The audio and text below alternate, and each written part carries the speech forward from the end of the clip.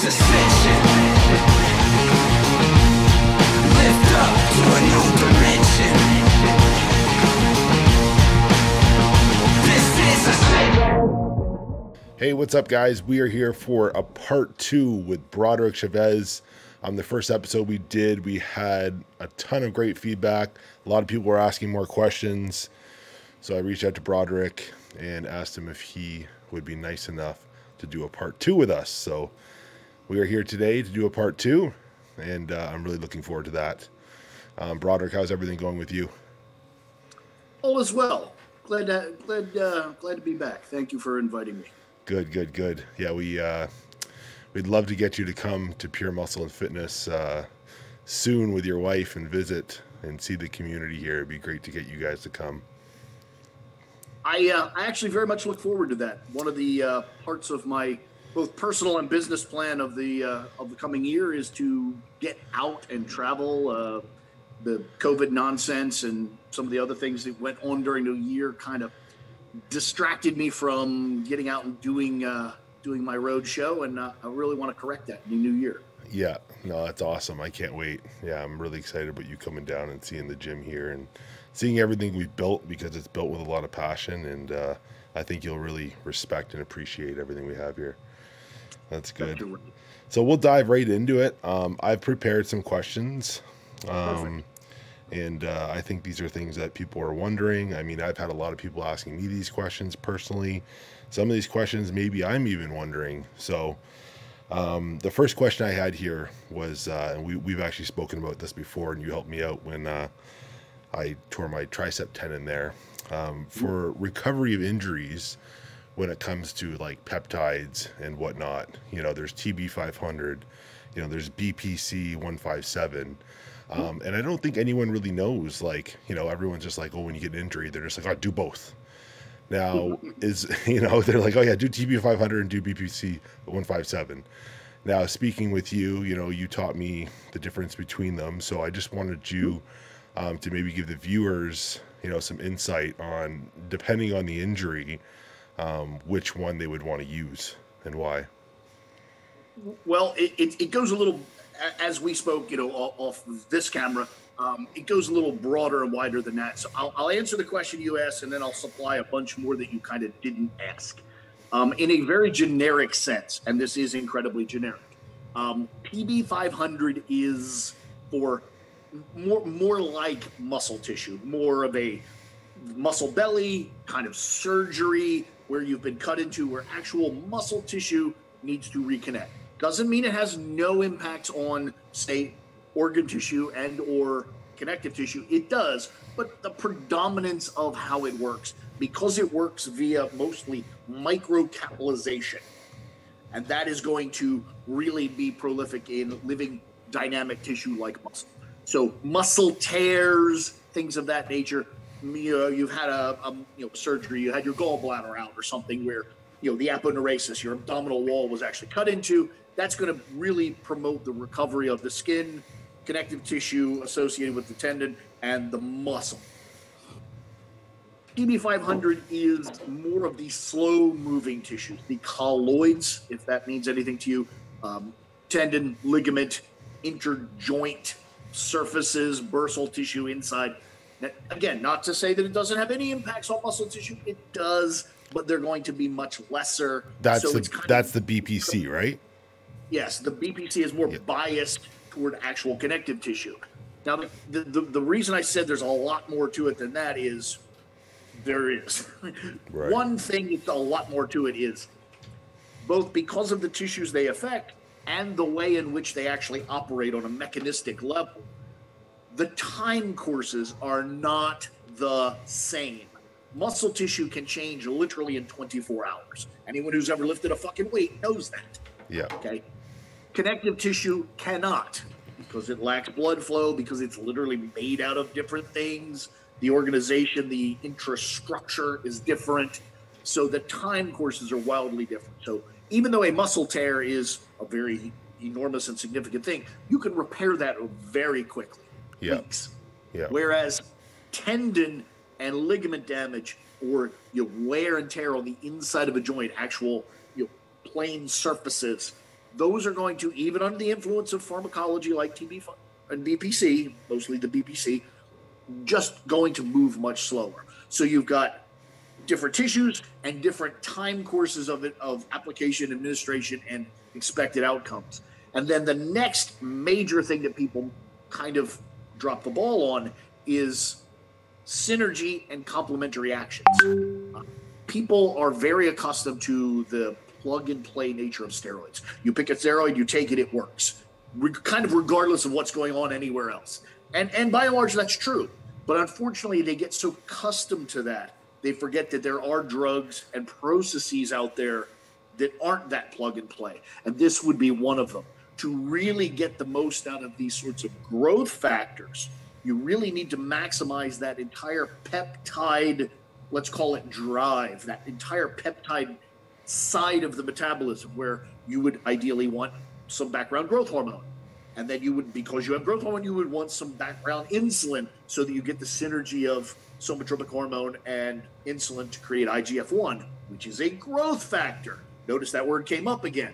So now you've got an elevation in growth factors. Now you're adding a very specific growth factor to the mix. The environment is much more positive for that to operate. Right. And then lastly, and this is just a little layer that I personally add that maybe isn't super kind of integral, but I think it matters. And that is just bringing up overall phlebotomy, bringing up red blood cell count, hematocrit, hemoglobin, RBC, because that is basically the delivery system of nutrients, and that's really what repair is all about. Interesting. So increasing red blood cells and stuff during a time of recovery, if you have a tear, is going to accelerate the recovery. 100%. Interesting. Again, very theoretically, but again, I think the logic tracks. Yeah. The way I always, analogize, if you will, which is something I'm both famous and infamous for, is if you think of it as like the current supply chain issues. You can have all the factories ready to do all the work in the world, but if raw materials are not arriving in a timely fashion, or the raw materials are not being delivered, somewhere in a timely fashion, you're just sitting around spinning your wheels and paying a workforce to not do work. Right. That makes sense.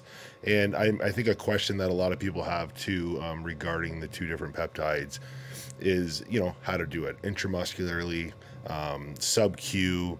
Should you do it in the area, localized? What is the best method of delivery? Let's say, for example, with me, if I had the tricep tear in my tendon. Well, again, I'm going to be a little bit nitpicky because that's just kind of my nature.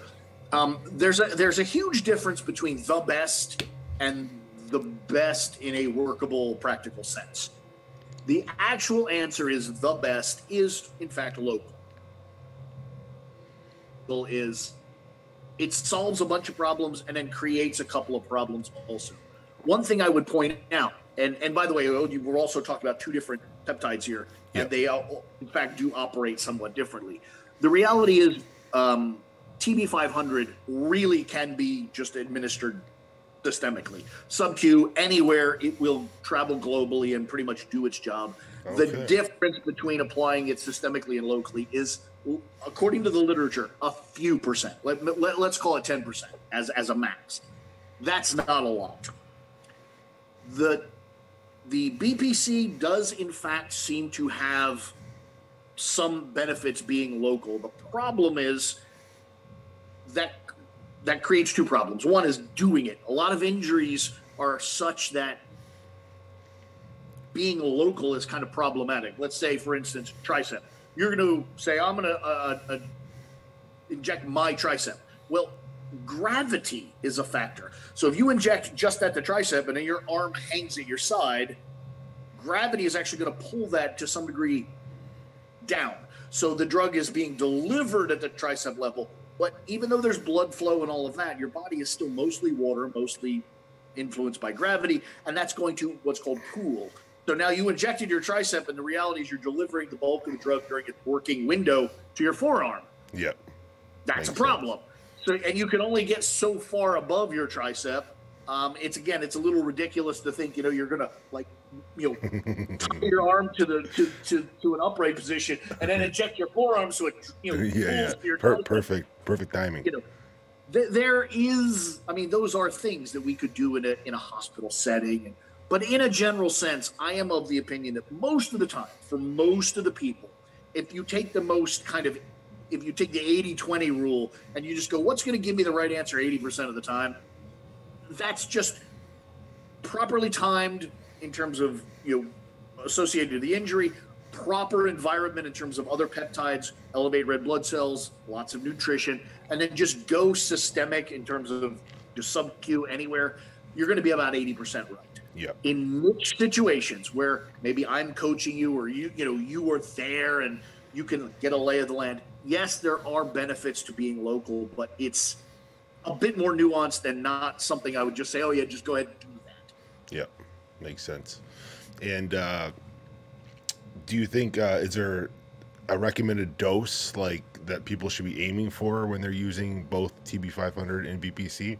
Like something in the literature that shows like, hey, this has been proven to help recover at this dose or per body weight, or how do you measure that? I'm going to tell you an embarrassing fact, and I'm going to tie it to a bit of commercial horrorism. One, commercial horrorism. I have an entire 1-hour podcast on my member site on this topic, and then a bunch of other material as well. And I go through the whole secondary peptides, all the chain of events. And in that podcast, I memorized and blurted out the dosings, which I have since then not remembered. So while we're talking, I'll scroll through my notes and see if I can find them really quick. There. But I don't want to misquote them because I will do that. No problem. I wish I was a better person that could just file all this shit away. But another quick question. My brain is like watching an episode of Beavis and Butthead. It's just flashing from thing to thing. Another question I had was, with these two different peptides, now if someone is not suffering from, say, an injury or a tear, is there benefit to using them all year round? Are they safe to use all year round? Will it increase recovery year round? There's also, this would be kind of another question, but there's also been some literature I've seen that BPC can help with inflammation, in the body, in the gut. Is it better taken orally then if you're using it for, stomach reasons and inflammation and IBS? So kind of a two-part question there. Okay. First of all, should I use it year round? My answer to that is universally always no. There's almost nothing that I can point to and say, you should just use that all year round, no breaks, no nothing. Yeah. I love metformin, but there are times when your carbohydrate intake is not going to be reckless. There are times when your cardio load is going to be so high that you don't need extra insulin sensitivity. So this idea that there's just a thing you should take or do all the time just because, that's crap. That's called drug abuse. I don't like that. I wish that didn't exist. So universally, this is the part in my, my little free Q&As where I would be sarcastic and I would turn my head and speak in my best fake Bill Shatner voice. And I would say, periodization will set you free. Because it fucking will. Yeah. You lay out your year plan, and there's going to be windows where you're training very egregiously. And then afterward, you're going to dial it down. And that's called a recovery window. Might it make sense? And I said might. It makes sense to design a recovery strategy to fit into your recovery window. Notice I said that fuck word twice. Yeah. It worked. Yeah. So you could definitely, train up to the edge of your abilities, dial back the training, and then implement a prescribed course of. So for example, if someone was doing 3 cycles per year, it would make sense that, hey, you know what, when you're done the cycle and you have a time of recovery from all the hard training from doing that cycle, it would be wise to do a run of TB500 and BPC during that recovery phase. Well, again, I'm going to be that pedantic dick and say, I don't know if I would say wise. I would say it would be a consideration. It would be a thing that you might consider. But again, you say, oh, I did a course and I took drugs and I trained really hard, but how? Was it prep for a powerlifting contest? Okay, on the ass end of that, you're going to be orthopedically destroyed. Yes. Maybe just an off-season, high-volume scenario, you're going to be fatigued, but you may not have exposed yourself to shearing stresses and danger. So again, it comes down to look at what stresses were accumulated and then look at what tools you have available to reduce those stresses. Yeah. It may just be rest and fitness. It may be massage and chiropractic. It may be a fucking, vacation to the Mediterranean. I don't know. Yeah. It depends on the person and their training. It depends on the person, the stresses applied. Some people might need a vacation for a mental break. It all depends on the person. Right. And then also the funny part, and this is where we could talk for hours on end about just periodization. But for instance, we'll use you because you're in this conversation. You, even though you're an entirely different creature than you were, say, 5 years ago.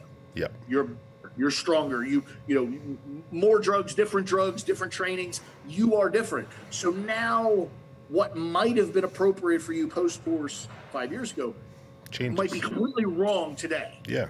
Yeah. So it's one of those things where it really needs to be laid out on paper or a computer screen. I'm old enough to actually remember paper. And, actually looked at and it's funny, people use this word cycle, which I don't like, and I'll explain why really quickly. First of all, cycle, if you look it up, it has reference to round or cyclical, as in coming back around. So when you use the word cycle, you're saying, I'm going to do this again. There is exactly no laws that require drug use be repetitive. You could do one off. Okay. So I know it sounds like I'm really being a language dick, but I am, because language ultimately determines your behaviors. So the first thing I would say is change that word cycle to course. And then if you look up the word course, it literally means a map. That's what it means. It means you are at a place, you're going to a place, and you plot a course. Mapped it out. Yeah. Okay. Therefore, you've mapped it out. And then if you start thinking that way, I'm going to plot a course to get there. These are certain obstacles that I need to weave over, under, and around. And then I'm going to arrive at a destination, assess, and plot a new course. That new course might or might not involve pharmacological recovery methods. Yeah. Yeah. Makes sense. And then as far as, I don't know if you've seen any literature with BPC-157, as far as, gut healing properties and inflammation. I've read some stuff with oral form versus, obviously sub-Q or intramuscular. I have looked at that more. I've looked at it, first of all, let me say, I've looked at it very begrudgingly. Mm-hmm. I am completely comfortable stating this out loud. 99, if not 100% of the knowledge I have has been accumulated by a self-interest. It's shit I've wanted to know. Yeah. And because of that methodology, there's huge amounts of things that I just don't know because I never don't have bothered to interest. fucking look. Yeah. Just not interesting to me. Up until very recently, I have had zero digestive problems in my life. I could literally eat a bowl of termites and nothing, like just nothing. So I personally have not been particularly interested in digestive whatevers. So I've looked at it very cursory. What I've seen is, one, there is definitive subject matter there. It appears that particularly TB500 and BPC, by the way, there are loads of other growth factors, seem to have some impact on the proliferation of certain varieties of cells within the stomach and small and large intestine. That seems to be solid science. The delivery method, and everyone jumps on this is best. The oral version has shown an impact on specific cells, but not others. The injectable sub-Q has shown effect on all of them, but not as prominent on some than others. So right now, I would say, unless you really, really know exactly what is wrong within you, or wrong is maybe even the wrong word, maybe deficient, and what you're trying to stimulate, I would say that the sub-Q approach is still your best average option. Yeah, overall, yeah. Right. That makes a lot of sense. It's pretty interesting. It's fascinating. And by the way, growth hormone itself is a very understated and under-regarded tool for improving digestive health. In some of the more progressive medical countries, Sweden particularly progressive with trying things that other countries wouldn't, as is Belgium and Holland, you'll find that growth hormone is now basically standard treatment for Crohn's and IBS. Wow. That's crazy.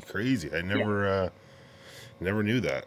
Yeah, that's. And I think that goes back to talking about somebody just the other night on my Q&A was mentioning the fact that they were happy that I referenced Dan Duchesne so much. Yeah. And I do, one partly because I kind of knew the guy, and partly because he was the fucking innovator of all of this. Yeah. But I think that tracks back to the kind of nonsensical idea that growth hormone causes intestinal growth, which actually isn't nonsensical. It does, but not in the way people think. It doesn't result in more intestinal mass or an extra 10 yards of intestinal tissue or anything. That no, it doesn't. Mm-hmm. But some of the original literature on growth hormone, especially recombinant growth hormone, did show that if you can think of the intestine as a tube or a hose, like it is, kind of flexible but yet rigid, almost like that hose on the back of your dryer, that pipes the heat outside. It's very similar to that. Well, within that, think of it being aligned with carpet. I'm not exaggerating. And that carpet is basically just a membrane with these cells kind of just dangling off like the fibers on carpet. And they're actually there to provide lubrication, and they tear away. So as mass moves through the intestine, these tear away rather than perforating the actual intestine lining itself. These tear away cells relieve the friction. Okay, so it's a very normal, natural process. The speed at which those cells can refresh can have a big impact on the inflammation that could develop. Growth hormone causes those cells to grow at a much higher rate. Therefore, you get more insulation or lubrication against inflammation. So, one, growth hormone, obviously pretty good for the health and function of an individual who's eating vast amounts of food. So, good. And then two, the bro science statement that it causes intestinal growth, not actually wrong, just kind of misunderstood. Right. Now, why do you think there is some bodybuilders or people taking things to extreme where you do see and I've experienced it too with using higher doses of growth hormone, and the stomach does get maybe a little bit inflamed or a little bit bloated? Is it more so maybe a combination because when people are doing that, they're also taking orals and other drugs and they're not considering all the variables? Is it, I've also heard, to do with blood glucose? Taking GH for a long period of time can negatively affect your blood glucose?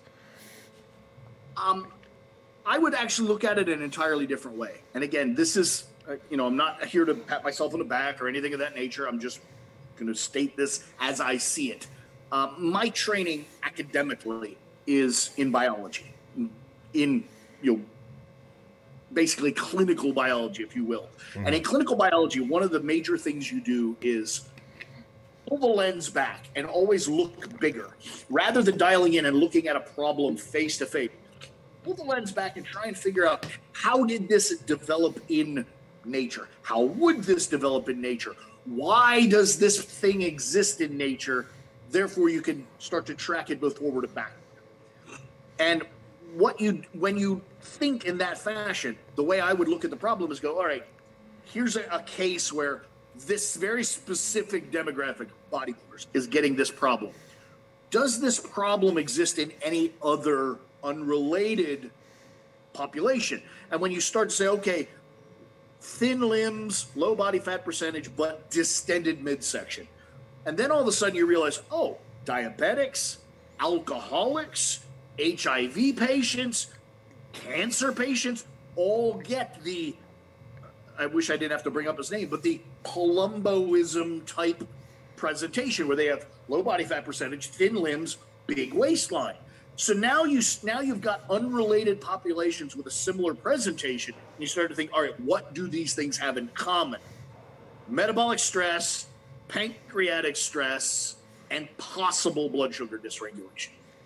Those are the commonalities among those things. So, and then if you look at metabolic dysfunction and pancreatic stresses, what drives that? Total drug use, not growth hormone, not insulin, not anabolics, but total drug use. Yep. Yeah, it's probably why a lot of people notice it towards the end too, right? Right.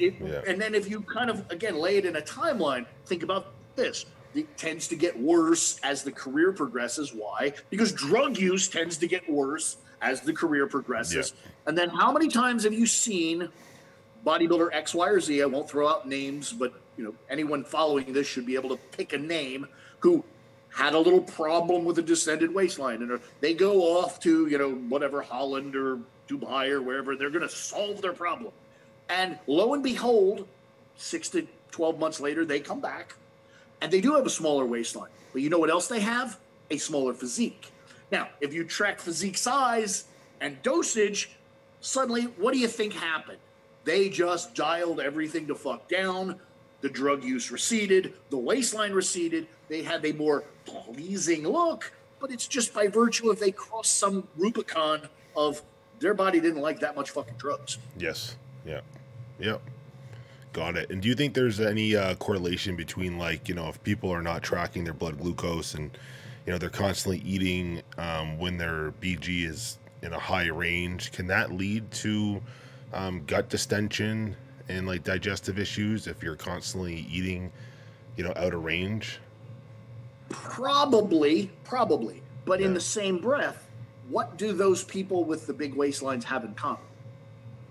They're fucking enormous. Yeah. It seems that there's a correlation between accruing that staggering, literally by definition, unnatural amounts of muscle mass, and you're pushing the limits. You're trying to push the limits to increase muscle mass. So exactly, and you cannot build that level of muscle mass without energy. Therefore, that means food. Therefore, that means elevated blood glucose. So I think even like the digestive system at that point is constantly in overdrive. You're constantly digesting food. It's being worked. It's being stimulated. Right. And your pancreas is turned on all the fucking time. Yeah. There's just no break. Again, and I'm not here to kind of get on my like little box and go like, oh, that's terrible, that's drug abuse. No, it's at the moment with the tools available to us, it's the only way to get there. Yeah. Now, if you ask me, is it good for you? Is it going to cause problems? Is it this and that? I'm going to, yes, it is. But in the same breath, if you want to be 330 pounds, drugs and food are your only fucking vehicles to get there. Yeah. Yep. Yeah, this will, I had another question here, something that... I'm sorry, I'm probably not giving you all the answers you want. No. It's great. Another question I had here that I've even wondered myself, and from my point of view, I'll let you know what I feel and the conclusion that I've come to over the years, and that is, for bodybuilders, anyone that wants to make a career out of this, and the question's always... taking testosterone year round, should they be coming completely off? In my experience, I look at it like, hey, if your goal is to put on as much muscle as possible, you want to bodybuild for 10 years, my personal opinion is I don't feel like there's really any benefit to coming completely off, doing a PCT and letting your testosterone levels naturally come back, because I feel like you're just going to waste too much time, because it's going to take 4 or 6 months for those levels to return back to normal. And then you're just going to shut them off again. Where if you are taking a TRT dose, I feel like the body can still get healthy, get back to baseline. The only thing that you're not going to accomplish is restoring that natural testosterone function. So that's something that I've always recommended personally. And the other question sort of to this is like, is there a benefit if someone is on TRT year round using things like ACG and Clomid if they, want to make sure in the future they can have children? And that's like, people ask me that all the time. And I'm like, you know what? a big part of it to me is genetics. You know, you can have someone that does it right, comes off every year for, 6 months, does all the proper protocols, goes to have children, doesn't work. And then you have someone else that used TRT year round, never did ACG or Clomid, and they can have children no problem. So I think there's a lot of misleading information on that. And I think you could provide some good insight. All right. Well, what you covered there is actually a really broad topic. So let's start with the beginning part there, which is the, bridging with TRT or sports TRT versus coming off entirely. I actually, talk about this a lot, with my Q&As and all the different stuff. And so every once in a while, an allegory or some sort of descriptive tool just kind of surfaces, and I latch onto it and I use it over and over. And this is one of those cases. The way I see that is it really is dependent on where in the career of the athlete you're talking about. In that, if the athlete, even if they're like dead serious, like I'm going to be an IFBB pro, I'm going to be the biggest person on the planet, there is a difference between them at course 1 and course 10 and then course 20 and course 40. So I would say early on, there's probably some validity in literally not taking drugs, accumulating the most amount of health possible, and then taking drugs again. And the way I envision it is, I use this analogy of an elevator. You walk into an elevator, a lobby of a hotel, and you push the button waiting for the elevator, and the button in your mind makes the elevator come. But in reality, behind that wall, there's just giant machines and gears and levers and clutches and cables that are whirring and whizzing that ultimately bring an elevator to you, open the door. Then you get in, you go up a floor, you get off, you lather up and you push the button again. That whole process repeats and you go up floor by floor. That analogy has great value in talking about dosage and duration of drug use and all sorts of things, but it also gives you this image of you are elevating up this building toward the peak of your career.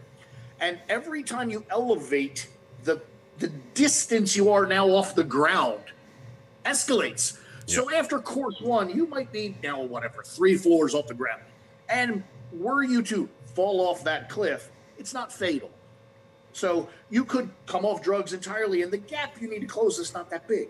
Yeah. But now let's say you do 2, 3, 4, 5 more courses, and now the gap is 50 floors.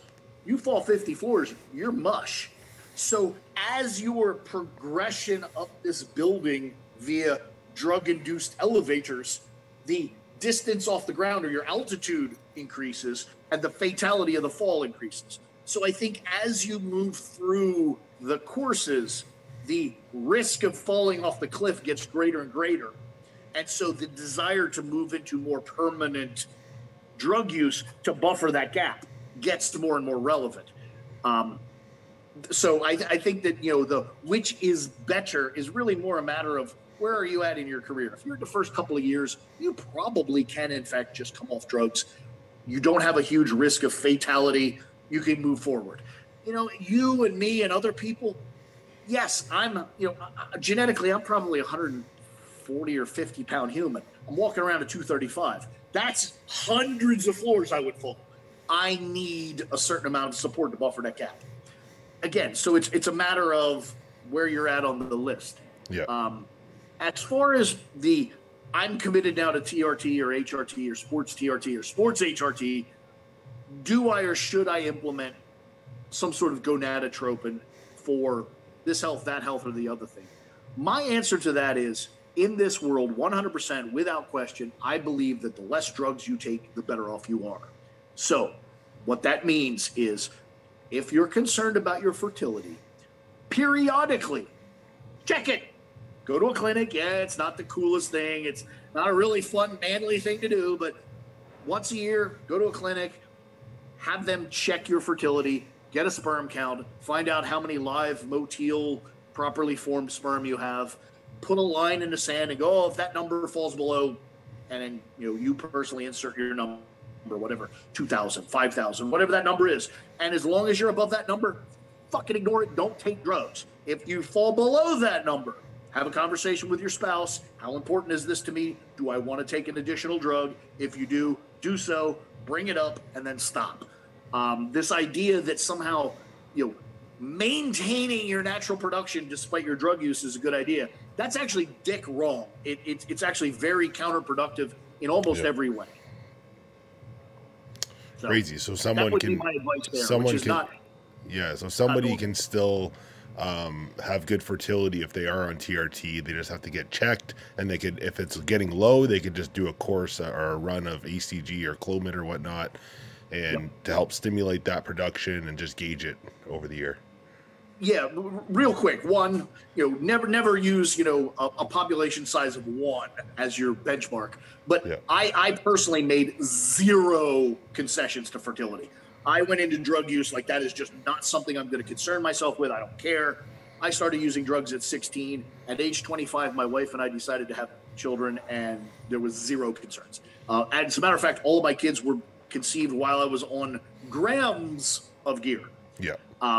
And you personally, I almost said you're a pro. You're a pro caliber athlete. Pros. You're there. You're in the mix. How many of them have like school buses full of fucking kids? Yeah. It's clearly not drug use equals infertility. That's just fucking stupid. Yeah. And then I feel like there is a huge misconception over that, though. You know what I mean? People think like, oh, if you're using gear, you're not going to be able to have children. Yeah, which is just dumb, because there is a gigantic push in the medical community to develop male contraception.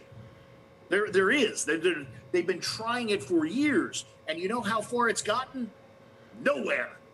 Making men sterile is apparently a hell of a lot harder than medicine thought it was, which is why using female contraception, which is 100% the worst idea.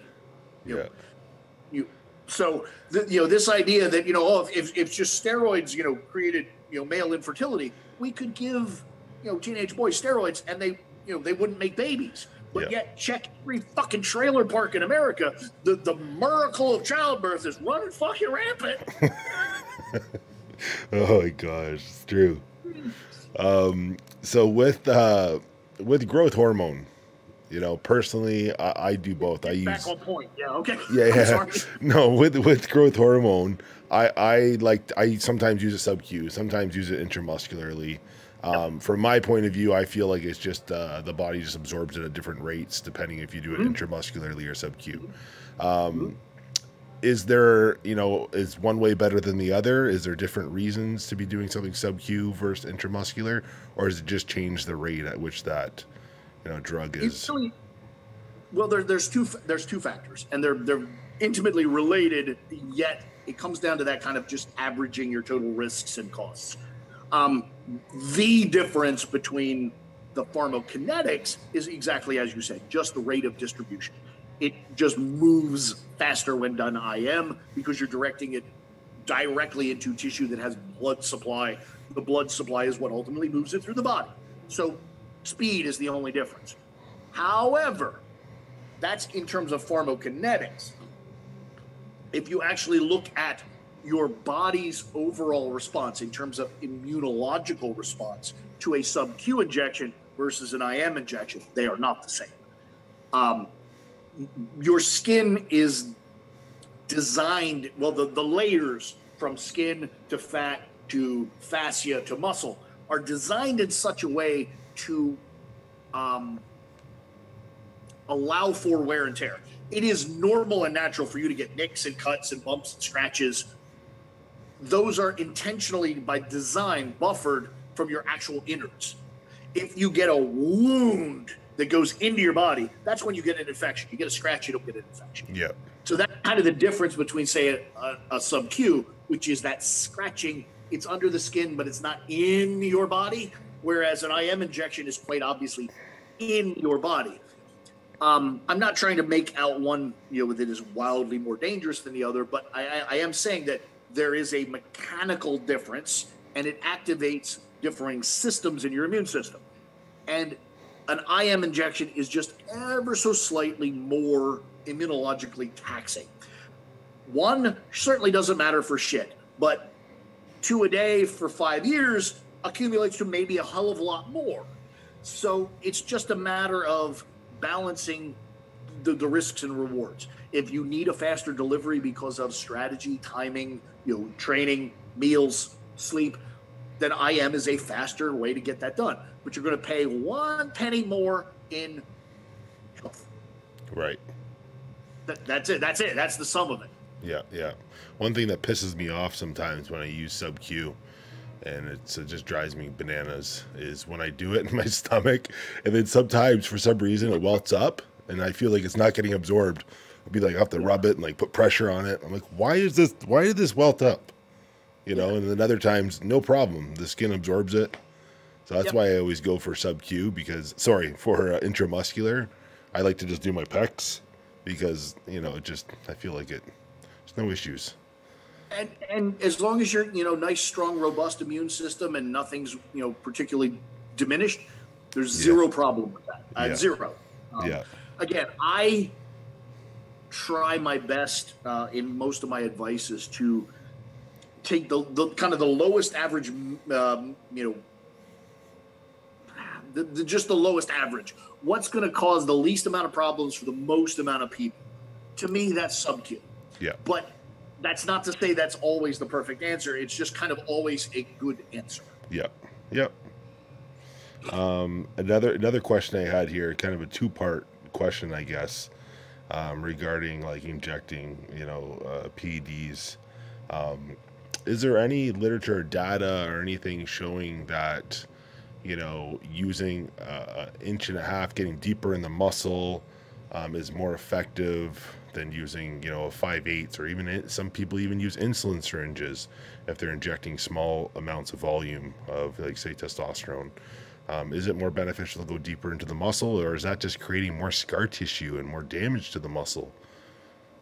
See, again, you're in that exact same murky water. Again, there's data on this going back to the 1920s. This is injecting drugs is not even remotely new material. Yeah. This is stuff that we've been doing. I think since the 1800s. But real data, immunological and what have you, statistical data, probably an artifact of the 20th century. But the answer is, the deeper the injection, the more certain you are that you are in the meat of the muscle, you're in blood supply, you are in biologically active tissue. Yeah. There's zero argument there. The more superficial you are toward the surface, the more there is that risk of being in or close to the fat layer, which has wildly different absorption rates. There's very little blood flow, so that drug is going to be kind of caught in a pocket, potentially. So there's definitely utility in being deep within the muscle. Yeah. The deeper you go into the muscle, the more said injection. So yes, you have a greater risk of infection. You have greater risk of scar tissue. You have longer, even if there's none of those things, you still have more total distance of tissue that was damaged, and therefore you have more total recovery. All of the, even though it's only a pinhole, that's still tissue that needs to be repaired. Yeah. The more you're damaging, the more the repair, the more you're diverting resources from there to here. So it's that risk reward thing. And the things that I would put into the risk reward equation are the state of your immune system, the state of your training, things like what exactly is the drug? Is it water-based or oil-based? Is it fast-acting or slow-acting drug? Would it being, distributed slightly slower or faster than you anticipate, would that be a problem? If you're injecting insulin, that might be a problem. If you're injecting testosterone, that's probably not that big of a deal. Yeah. So again, it's just a risk-reward ratio based on the practicalities of the thing being applied ultimately makes the determination. Yeah, it's interesting. Plus, and there's another expert in the field who just recently put out his whole fucking gigantic thesis on why it's such a great idea to inject frequently. And even if you can make an argument that it's somehow better pharmacologically, at some point you have to make concessions for the real world. What are you're dealing with potentially illegal drugs, certainly socially unacceptable drugs. What's the most frequent you want to, break out your pharmacopoeia and do your fucking dance? Yeah. I personally am of the belief that the less frequently you do that, the better and safer your life is going to be. Yep. Yep. That's my approach. Yeah. One thing, it's strange because even myself I noticed over the years, taking PEDs for a while was, I was using 1.5 inches, I was using 1 inch, and for some reason it was like when I was using the longer needles, it was causing me a lot of irritation, and it was getting lumped up, or like it just like it wasn't sitting nice. And then I started using the insulin syringes. So obviously with an insulin 12.7 millimeter, you can only fit 1 mil in it, so it's a lot more shots. But like wherever I was putting it, the body absorbed it. I couldn't even feel it the next day. Next day I wake up and I'm like, where did I do it? And now I don't know if that comes from like it's just a smaller amount of volume going into the muscle. The number of factors, and I want to, I didn't mean to interrupt you exactly, but I want to, right here, I want to interject this. There's a couple of things. Sure, smaller volumes disperse and disseminate easier, and they're less egregious. They're taking up less space. Yep. But let's think about who's saying this. Let's think about the subject speaking. It's Dorian Hamilton. Dorian Hamilton's fuck all muscular while being fuck all lean. There are loads of people listening to this conversation that have 8 or 10 millimeters of fat covering their body. If they take that same insulin pin and poke it into them, they're not injecting it 8 millimeters deep in muscle. Yeah. You are. Yeah. So again, it all comes down to the conversation of the details. The details are everything. Yep. Yep. Okay. That makes a lot of sense. And then there's another factor too that's maybe a little less relevant, but we're also talking about Dorian Hamilton, who's, as I mentioned, fuck all muscular. Therefore, not only do you have less fat and more muscle, but that muscle is probably more biologically active, more capillized, greater blood flow, more full of glycogen. It's all the things. It's the perfect landscape for these little injections. Right. Not everybody's going to fit in that demographic either. Wow. That's interesting. And do you feel like there's certain muscles that like when injecting, like you should never do? Like I feel like for some reason when people hit their quads, like whenever I hear someone got a bad shot or an infection, it's always the quads. 100%. 100%. I agree with you entirely. The quads are the easiest target. They're just there. You could just sit down and see them. Yeah. It looks like such an appealing target, but take this from somebody who spent 6 months in a wheelchair. Your legs are always down there. And if you take one step, they're always involved. They're always involved. In my case, the injury was my feet, which I think is even worse because they're just always down there at the end of your fucking legs. And you can't move anywhere without pissing them off. But yeah, I find that glutes, shoulders, and triceps are kind of the most no-fail, zones. And when you do the tricep, do you prefer the long head at the back or the short head on the side? Honestly, I've not found a huge amount of difference. Yeah. I think in general, and there's a strong, I don't want to go way off the rails here on a nonsensical conversation, but the study of anthropology is actually really, really relevant in sports. For instance, injections in your glutes. Yeah, there's a reason why your glutes are less painful to inject. The muscle is no different. Muscle is muscle. There's muscle in your glutes, or less same muscle in your quads or your pecs or anywhere else. But because humans are shaped the way they are, we sit. Because we sit, we're sitting on our ass. Nature has gone out of its way to produce less pain receptors in our glutes because we're sitting on them a lot. And that would, if they had the same level of sensitivity, that would be a problem. It would be difficult to sit. Yeah, makes sense. Turns out the same thing is actually true of the tricep and shoulder because not only do we sit, we lean. And because of the constant stimulation of touching things, we are more deadened to pain response.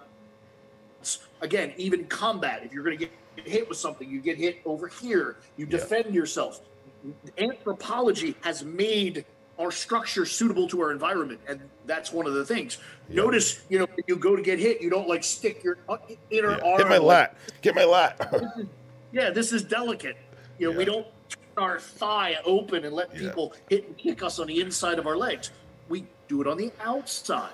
So anthropology plays a role in how and why we're sensitive and numb in places, and that's part of it. Yeah, that's pretty cool. And with the amount of volume, do you feel like the body is more like it tolerates certain volumes and muscles more? Like is there too much, like people doing 3 cc's in the shoulder? Like, is that just simply too much volume of our compound for the body to absorb? Are you better off doing multiple shots, or do you think just load it up? Well, are very individual.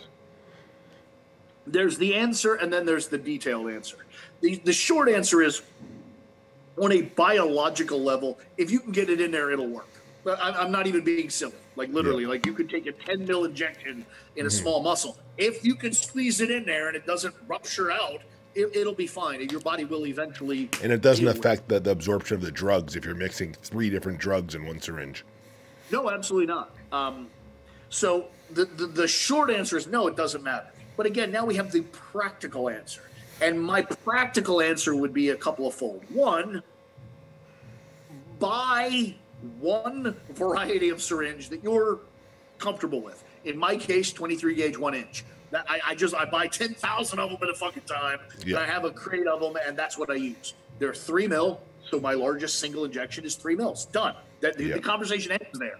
Could I put 5 in a shoulder? Yeah, probably. Do I? No, I have 3 mil syringes. So I like the standardization that takes a lot of these variables out of the conversation. Yeah. So right out of the gate, I think kind of just, again, applying that kind of 80-20 rule, you could wipe out 80% of your worries by just making one good decision. Get a brand, size, and shape of syringe that you trust, you can afford, you can access, and then fucking buy it. Now all your decisions work from there. Now I have 23 gauge, 1 inch, 3 mil syringes. How many of these motherfuckers in a week do I need to poke at myself? Okay. The answer is 1, 2, 3, 4. Now, where do I want to put them? Left tricep, left shoulder, right shoulder. Conversation's done. Like, I like that level of practicality rather than fretting over the details of, this muscle is 22% bigger than that one. I could put 2. Just stop it. I don't want to do fucking calculus to take drugs. Fuck. Yeah. Do some drugs promote like localized growth? Like we see, like obviously, you know, when you go in the gym, you can tell when there's like some young kid that's, you know, started his first cycle. The first spot that we see is because he's injecting his shoulders, the delts go poof, right? And they got these little fucking delts happening. So like, do you feel like there is? Yeah. Do you feel like there is a benefit to like, do certain compounds promote localized growth, or more like receptors in that area, or androgens, or? The argument about androgen receptors and proximity of drug to androgen receptors probably pretty nonsensical. Yeah. However, there is in fact some reality to local injections causing local growth. My belief is it's via other mechanisms. For instance, seems like a really hard left turn, but creatine monohydrate is legitimately anabolic, but not in the classic way that, for instance, anabolic steroids are. Anabolic steroids interact with the androgen receptor and precipitate, protein expression via growth mechanisms. Creatine monohydrate changes ion and energy levels within a cell, which cause cells to hydrate and expand. Okay, that expansion, much like when you go to the circus and you see a clown, the first thing they do is they take the balloon and they stretch it a bunch of times, because a stretched balloon inflates easier and it stays inflated easier because it's pre-stretched. So your muscle cells literally do the same thing. They plump up, and then the longer they stay plump, the more that becomes the new normal. And they just accommodate to that. So there's actually a growth via expansion. Yeah. Or hydration, or whatever. Volumization is a word that might be applied to that. So the precedent is now set. It turns out that inflammation in and of itself can be a driver of growth. Well, what's more inflaming than whacking a bunch of foreign material into a muscle?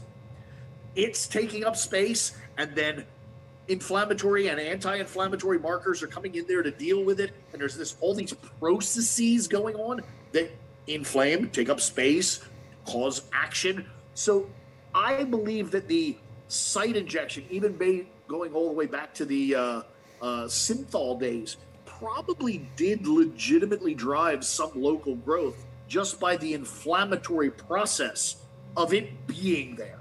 Now, is it the most efficient way to drive growth? Probably not. But in the case of an IM injection where you're already, like, I already have to take this shit, so might there be some sense in putting it in place that I want to eke out a little more growth? Yeah. Yeah, it's very, very interesting. It's funny you should mention the creatine, because it's one thing that I was actually thinking about yesterday was like creatine monohydrate. You know, I feel like is one of the most sort of like, I feel like it's the best supplement you can take for muscle growth. And it's like, it's funny because over the years, everyone thinks like, oh, like creatine monohydrate, you know, you're going to get puffy and you're going to get water retention, where they don't realize like all that water is intramuscular water. The amount, if you look at the studies are like virtually no subcutaneous water is being held on creatine monohydrate. It is all in the muscle cell. It's making your cells more hydrated, more full, more available muscle ATP energy. So it's crazy though that all these years though, people like, whether it was prep coaches or stop your creatine, you know, 2 weeks out because you're going to retain water. Only thing that happens is your muscles just shrivel up a little bit. You know, so I keep it in the whole time. I'll tell you another thing about creatine monohydrate. I don't know if it was his idea, but Dan Duchaine used to say it a lot. I don't know if he actually was the progeny of this, the progenitor of this thought, but in the Dan Duchaine era, there was this idea of the 5-year rule. Whatever new and great supplement hits the market, if it's around 5 years later and it's still in the language, then at least pay attention to it. Yep. If it's around 10 years later, okay, it works. And again, close your eyes and just think about all the fucking things that have been paraded across and how many are still around? Powdered protein, powdered carbohydrates, creatine monohydrate, free-form aminos, the basics. Amino acids in their varying varieties, zinc and chromium. Yep. And that's fucking it. Yeah. Like, seriously. Yeah. I mean, I don't want to shit on anybody's products because there's new products all the time. Maybe in 5 years, we'll be having a different conversation. But no, it's a really good point, right? Like ones that stand the test of time. And, you know, all the things that have been like the greatest thing, they're gone. You know, people didn't get their money's worth. And ultimately, that is the power of a free market. Yeah. You can put anything for sale, but you can't sell it twice unless it works. Yeah, that's why I think there's something to be said to be standing behind ingredients that have stood the test of time, you know what I mean? Like 100%. The creatine monohydrate, Creapure, the carnosine, beta-alanine, these ingredients, they've been around for 20 plus years with tons of studies, and you know, it's like the proof is in the pudding.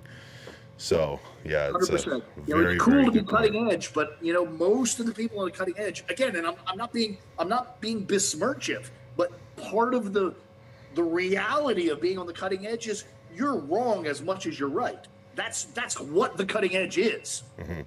Yeah, it's a gamble, right? It's like it hasn't been around long enough to stand the test of time. You'll be a hero if you figure out the next creatine monohydrate, but you're a shyster if you don't. Yeah. So it's a dangerous place to be. Well, even look at all these different. I mean, I've always been just a huge believer in creatine monohydrate, Creapure. And look at all these different forms of creatine over the years that have tried to come out. It's like, for what reason? Like, why? It works. Like, why are we trying to change it and trying to change its delivery system? Or like, it works. Yeah, that was one of my favorite comedians was Dennis Leary.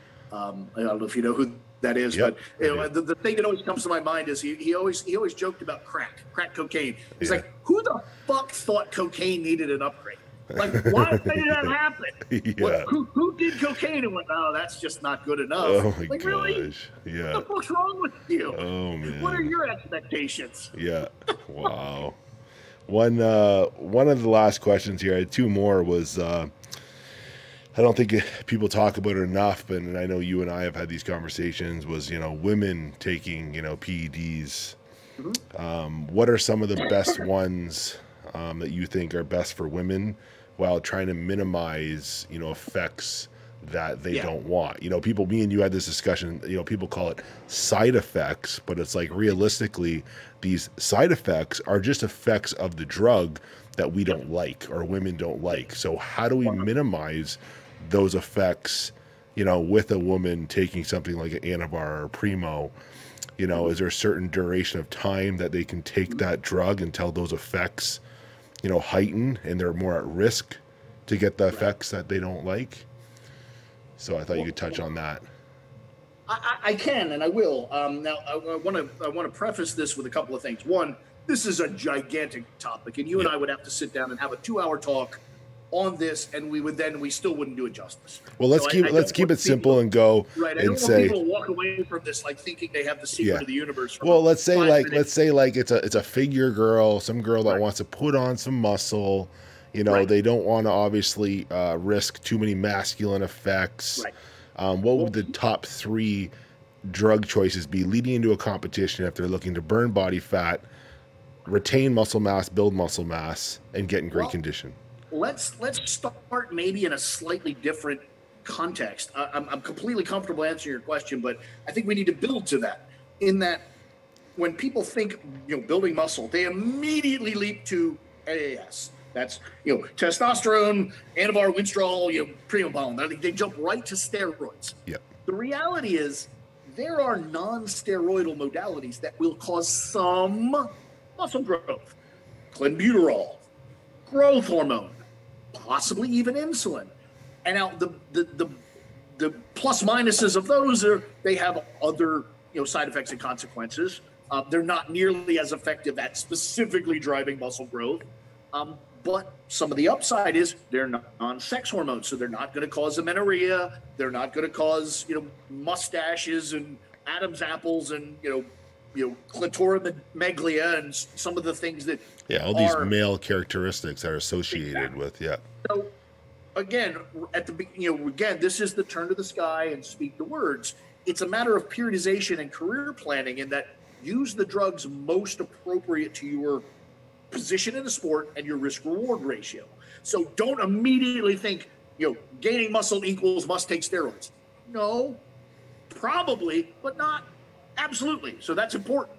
Yeah. I think a lot of these fitness figure girls who, quite frankly, and I mean no disrespect, don't have a lot of muscle and don't need a lot of muscle, probably don't need steroids. I really believe that. I think low-dose growth hormone, clenbuterol, and a little bit of thyroid, and these chicks could get in great shape and have zero masculinization. Maybe it would take a little longer. Maybe it would cause some problems here and there. But in general, they could probably walk away from their career with less baggage. Let's call it that. Now, moving into we're in a position where we're stepping up our game into a class or a division or whatever that we think steroids are actually the necessary tools. Okay. Now we've got 3 real considerations to deal with: dosage, duration, and drug selection. Let's tackle that last one first. The Winstrol, Anavar, Primobolan are the classic go-tos girly drugs. They're not bad choices. They're definitely not bad choices. They're particularly good choices in that those are particularly low water retention drugs, which tend to not cause the puffiness, the look like I'm taking drugs look. Yes. Personally, I think that aspect is overrated. I personally like women that look like they're taking drugs. So maybe I'm biased, fair enough. But if you move to the 19 Nor category and say a drug like Nandrolone, like NPP, it's actually on paper and in practice the least masculinizing to women. Now, will it bring a little bit of a moon face, a little bit of water retention, maybe let's call it a PMS kind of look? Yes, it will. But in trade for that, you're not getting a penis and a mustache. I think that's a good trade. So that's maybe a really, really good one for women to consider in the off season when, you know, they don't need to have low water retention or the physique doesn't need to appear dry, right? That would be a really good option. Right. They could get more milligrams with less collateral damage. Yeah. Probably be healthier and feel better for their trouble. So selection, I would say in order, I would say, you know, like an NPP, a fast-acting primobolan, and then either Anavar or Winstrol. And I know in the U.S., Anavar is you know, canonized. It's the girl drug. The funny thing is that's very American attitude, or North American anyway. In Brazil, there's a thriving female fitness demographic. Yep. Some of the best, you know, female physique athletes in the world come from Brazil. Crazy. The genetics there are crazy for small waists and crazy thighs. When you look at a Brazilian female physique athlete, you're looking at the effects of Winstrol. They prize Winstrol like the North Americans prize Anavar. Wow. Now, part of that's cultural. It turns out the factory they used to make it originally, the Zamba factory, was actually in Brazil. So it was the local thing. So when you said steroid, you were saying that was like, what was available. That was what was available to them. Exactly. It's kind of like that Coke and soda. You know, for years and years in America, if you used to give me a soda, you expected a Coke because that was the kind. You know, in Brazil, if you said give me a steroid, you were expecting Winstrol because that's what they fucking had. That was it. That was availability. Right. Yeah. So I'm just pointing out there that some of the things that you believe is really just that. It's just belief. It's not really grounded in anything beyond that. So I would say nandrolones, primobolan as an injectable, Winstrol Anavar probably is your second tier choice. Yeah. Now looking at dosage, I'm not going to shit you here. The reality is drugs work and more drugs work more better, to speak American. Normal production for a woman is literally something on the order of 1 milligram a day. Like that's their quote natural production. So, these women that do I'm just taking 10 milligrams of Anavar, you're taking 10 times your normal production. Yeah. So just to put it in a scale, you're superhuman. You're like a dude. You're like a dude not taking. Just superhuman, but let's put it on a parallel that people can understand. A normal, healthy 18-year-old boy produces 70 to 100 milligrams a week, i.e., 10 milligrams a day. So these women that are whacking back 10 milligrams of Anavar, they're technically the hormonal equivalent of 18-year-old boys. Wow. What would you say a woman taking 10 milligrams of Anavar would be equivalent to a male taking a cycle? Well, if you want to go in sheer math, at 10 milligrams a day, that's 10 times their natural production. A male typically produces, 10-ish, maybe 15 milligrams per day. So 10x that's 150 milligrams a day. Wow. So upwards of which again is definitely happening. I'm not gonna lie again. That's definitely, there are people out there certainly taking 700 to 1,000 milligrams a week. No argument. Mm-hmm. But let's be fair. You're gassing. Like you're on board at that point. Right. Give us 1 sec. I think did the video cut out there, Laura? 1 sec here. So I'll keep talking because that's what I do best. Yeah, you can keep going. So again, just to give some context to this, I'm not trying to say that 10 milligrams a day is too much, or none of that. I'm just trying to put it in context. So with dosage, my point was the natural production is 1 milligram. So literally any dosage probably effective. Yeah. I would say that in that context, something up in the 3 to 5 milligram per kilogram range for a female weekly is a pretty substantial dose. You know what's crazy though with females is I've seen women use drugs and have horrible effects when it comes to metabolic damage or just like coming off T3, coming off Clen, and they get fat, when they come off the gear, but their blood work is comes back mint.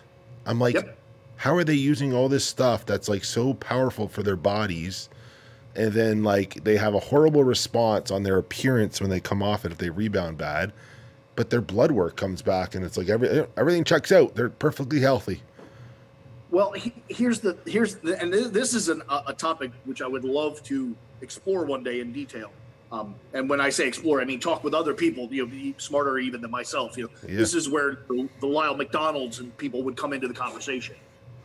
Who, by the way, I sincerely think is one of the smartest and most underrated people in this fucking industry. Yeah. Kind of the go-to guy when I get stuck on something, I call him. Yeah. No joke. But one of the things I would say first in that response to what you just said is, first of all, metabolically, women are far tougher and more resilient than men. That's not an opinion. I'm fucking stating that as fact. Women are far more resilient. Second, women are usually far more aggressive about the diet side of sports. Their bodies don't want, from a genetic level, to achieve these ridiculously low body fats and these ridiculously high lean masses. They're literally fighting genetics in a way that males are not. And so you said, for instance, post drug use, they have a big rebound in body weight. My argument, my opinion, and I would base my argument on this opinion, that only a portion of that is because of the drug use. I'd say a larger portion of that is the behavioral decisions that went into competing in the first place. Mm-hmm. They had to diet so much harder and manipulate things so much harder that an awful lot of that rebound was just the inevitable fucking rebound. Yeah, when their emotions come back and stuff too, and they eat, I feel like they I think fall off the wagon a little bit too, and they like to have their snacks and treats. Yeah, I actually coach and work with a lot of females and have historically, and I find almost 180-degree disparity between men and women. You'll interview a male, and they will understate what they've eaten. They'll oh yeah, I followed the diet perfectly. They know goddamn well in their head that they had a donut here and a full sugar soda there, and they know goddamn well they cheated, but they won't really own up to it. Oh my gosh. I find on the other side of the coin, women will tell you, yeah, I followed the diet perfectly. I ate everything you said exactly the way you said. And in reality, they know that they actually underate. They actually did more cardio. They actually tightened it harder than you said. So I think just from the ground up, from both a genetic, metabolic, and then second and lastly, behavioral level, women just don't abide by the same set of standards as men. And it does make problems. Yeah. And I think there's something to be said for that. It's just like, it's post show for them. They got to be very careful because they went from a big deficit to now they're done their diet. It's a big increase in calories, or maybe it's a decrease in calorie expenditure. So or they're both. Or both. So they're more at risk with a rebound. So it's really important that they have a proper plan laid out after the show. One thing with women too that I've even noticed is even something like taking Nolvadex. I've even noticed they're able to put on muscle mass, and I don't know if that's just attributed because you're lowering their estrogen levels, which is in turn freeing more testosterone. But like I've seen girls put on noticeably amount of muscle just with like Nolvadex. 100%. I've also seen it as a very useful tool for correcting some of the female fat distribution. I've seen women literally get leaner in the hips and lower abdomen 100%. Hips from just the implementation of a tamoxifen. So those, again, I think women, and I'm really, really trying not to harangue on this because my predisposition, I love big, muscular, aggressive women. I'm married to one, been following around by the fucking nose since birth. That's my thing. But in the same breath, I think it is really a true statement that women default to steroids much too easily and much too quickly. I think there's a lot of modalities out there that can give them somewhere between most and all of what they want, at least on a ground level, that are not directly steroids and not nearly as permanent. Yes. And when it comes to those ones that are more aggressive, like the Primo, the Winstrol, the Anavar, what would like a maximum duration be? Would you say that, hey, you know what? This is going to be like where you're going to peak out on like the results you're looking for, the effects you like, and stopping at this time would minimize the effects you don't want. Well, again, I'm going to kind of answer your question by dodging your question. Yeah. Think that this way. There is a minimum effective duration, that taking a drug less than X amount of time, it just doesn't have time to work. That is an absolutely a valid statement. Most steroids, that number is somewhere in the 2 to 4 week range. Now, admittedly, that's ridiculously short, but it needs to be said out loud. Mm-hmm. Very little real muscle is developed in less than 4 weeks. Okay. So what I would envision this is you have this minimum threshold. You must do 4 weeks to get what you're trying to get, which is muscle. And then from the 4 week mark, think of it as a car race or a horse race or any sort of, race. Mm-hmm. Muscle growth is relatively linear and static, and it's plodding along at this pace. And then side effects are maybe going a little bit faster, but they start a little bit later. So, it's kind of comes out of the gate, muscle growth, then side effects start catching up. Yeah, that 5-6 week mark, and it's going for the pass. At some point, they kind of run neck and neck, and now you're getting equal. Yeah, I'm making muscle gains, but I'm getting a bulge in my panties. So it's kind of, now, at the end of the day, where you cut that off is your own personal risk-reward ratio. Yeah. There are women out there that just want the fucking muscle, and they will push it 8, 10, 12 weeks. But to get the muscle they're talking about, they're getting some of the negatives that the rest of us might notice or mention. So if you're hyper risk adverse, I would say, cross that 4 week mark, maybe go 5 or 6, shut her down. You got some muscle. The side effect, car never caught up. Reset, begin again, always finish with the side effects behind the muscle. The people that get more aggressive, maybe that one off, they're going to compete, they're just, they're just alpha. There are people like that. They're just fucking alpha, and they don't give a fuck. Okay. Yeah. They let it, they let it run. But I think understanding that kind of, tempo difference in muscle gains to side effects is the linchpin. Once you understand that disparity, you have a little more control. Got it.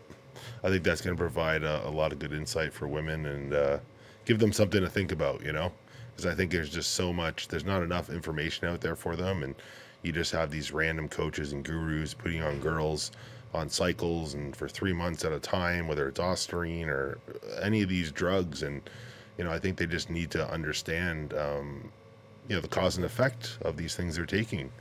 And a lot of them come with consequences. So, it's up to them at that point, if they know the risk reward ratio, to make the proper decision. One thing I wanted to end with, before we end this, was there's been a lot of unfortunate, events happening this year in the bodybuilding community with the passing of a lot of amazing people like, John Meadows, Sean Roden. Oh my gosh, there's so many people. And it's just been super sad. And I just wanted to get your take on what the younger generation coming up should be doing to ensure that they are healthy. Obviously, like these people, I feel like, the people in their 40s, they didn't have the access to the knowledge and everything that people do now with the internet and social media. I have friends that are in their 40s, and when they started their career in their 20s, they weren't being encouraged to run blood work. They weren't being encouraged to check their blood pressure. So we have a lot more information now, and a lot more, I think people just need some direction on, like, hey, if you're going to do this, these are the top 3 things that you need to monitor and check on a yearly basis. So I just wanted to get your opinion on what you feel like those things are, because, obviously the effects of bodybuilding, people want to point to drugs, but I really feel like, and I had this conversation with Antoine 3 years ago when he started getting heavy. He reached 318 pounds. And I said, Antoine, listen, man, I said, I know everyone pushes that the drugs in bodybuilding are very dangerous. And yes, they are. But it's more the lifestyle in combination. So you got to think, you're 320 pounds. it's harder for you to sleep. You're not sleeping as good. You have sleep apnea. Your blood pressure is higher. Your digestive system, we're eating 6,000 calories. Your digestive system is constantly in overdrive. So now your body's ability to heal or do other things, it's all the energy is going to digestion. You know, your heart is working harder just to get off the bed, just to walk to the washroom and pee.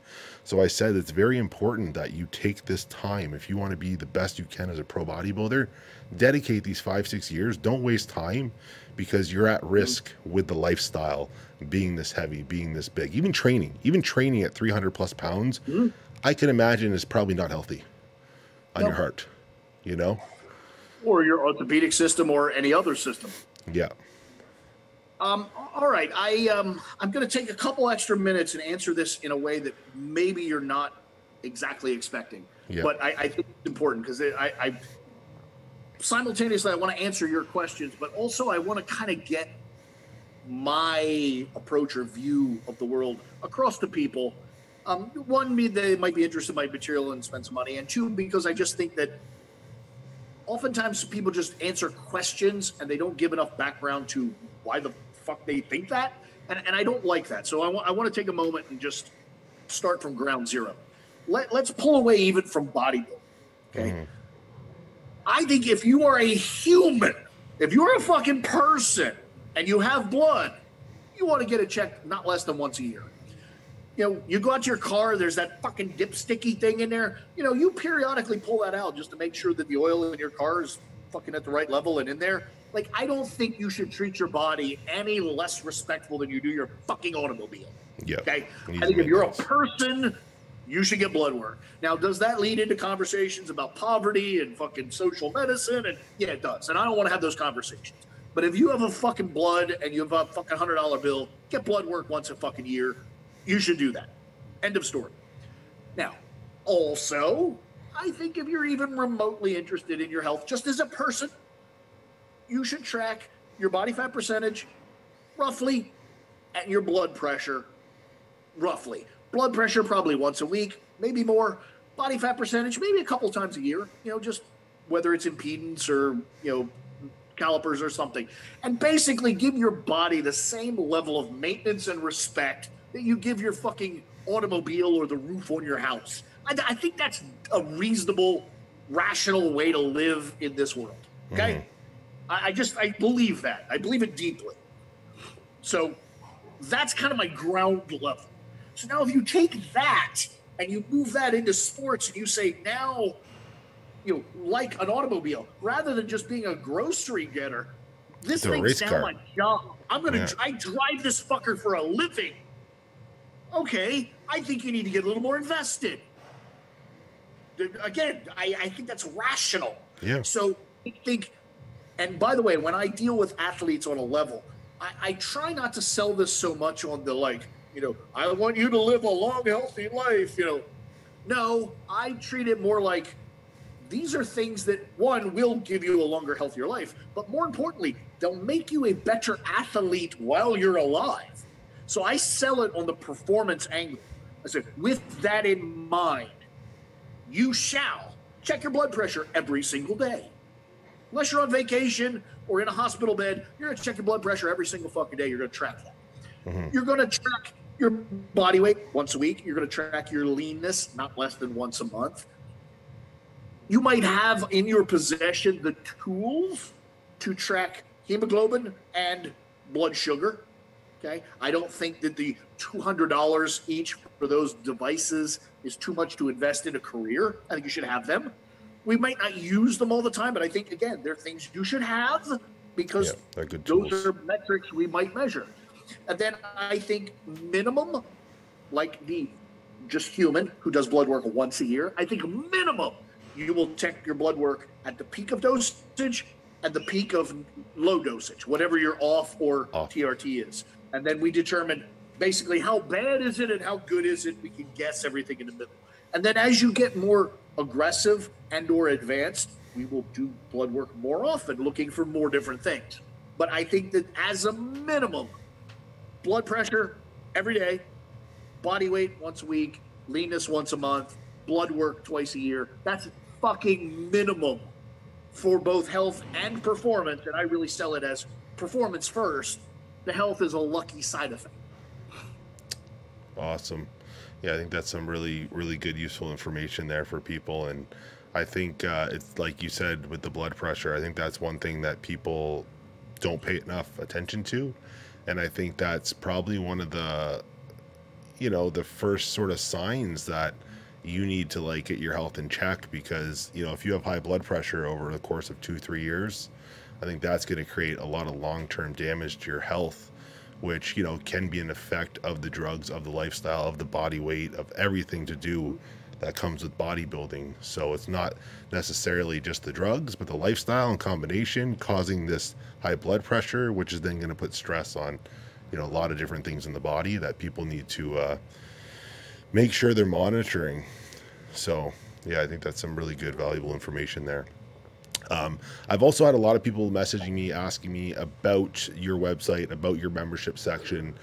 Can you just let people know, you know, what to expect if they sign up for your website? Are they able to ask you questions? Is it just a forum where you're posting articles? Like, what can they expect signing up on your website? Well, actually, a whole bunch of exciting things with the website, and I'm really terrible at doing the commercial horism, so this is like pulling teeth. I apologize. The website's been up and running now for about 3 years. There is literally, I don't exaggerate, more than 1,000 hours of video content on the website. There's other content, there's print content, there's audio content, but there's literally about 1,000 hours at this point. I know because I just paid the bill for the hosting. Most of that material is seminars, podcasts, things that I've done, both myself and others, and some just wholly third parties that have licensed me their material or, you know, awesome. Done material for me. So most of the material is in video format. There is, like I said, some print material. There is, for instance, just to give people the whole width and birth of what's on there, I've recently taken to digitizing my handwritten college notes, my university notes, from acquiring a BS in biology and chemistry. So literally, I'm just publishing notebooks, kind of like cliff notes on, you know, Chem 101 and, you know, organic chem and et cetera, just for the opportunity for people to kind of get a bird's eye view of what the fuck went into this stuff and find some information. So there's lots of diverse material ranging from chemistry, basic biology to, you know, in-depth how to structure courses. Ton of value they're going to be able to get on that website if they're looking to learn. Right. What does it cost a month for a membership on there? Well, then there's also Q&As. There's, like I said, about 400 or 500 hours of just Q&A, just stuff where, you know, I'm live on Facebook and people ask me questions. I answer them. Yeah. Those are all captured and published on there. In keeping with that, then as a member, twice per week, 6 p.m. Eastern Standard, Tuesday night and Friday night, I do a members-only Q&A on Facebook, which may in the near future actually migrate to the website because we did a bunch of upgrades. But nonetheless, there's member Q&As where members can get on live, ask me a question, I'll answer it, and then it's recorded and published on the website. So there's lots of opportunity for interaction both between myself and others. And by the way, don't misunderstand, the website's not a one-man band. There are lots of other contributors besides me. Yeah. I'm simply the center of it, but I'm trying harder and harder to bring in other voices. Yeah.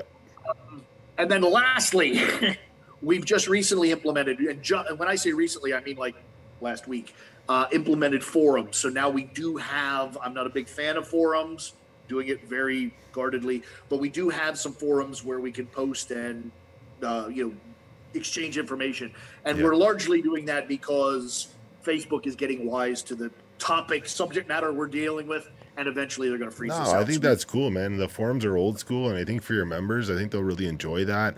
It's a spot where the community can come together and they can even chat, discuss stuff amongst themselves, ask you questions. I think the forum is, I think that's awesome that you have that available on your website. And we'll make sure we put the website here, the link, so you guys can check that out. I think for anyone looking to learn more, I think it's a great value.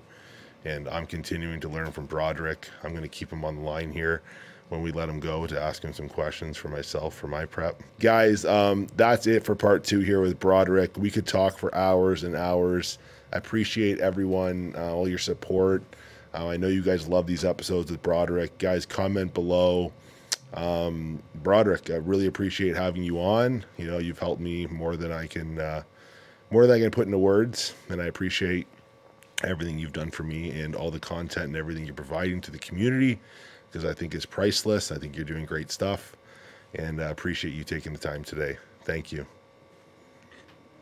Pleasure to be here. I love, you know, supporting the people that make this industry better, and I certainly put you and your whole operation up there in that category. So it's an absolute pleasure. I enjoy it. It's like a break from work for me. Yeah. Thank you. All right, guys. Till next time. Thank you.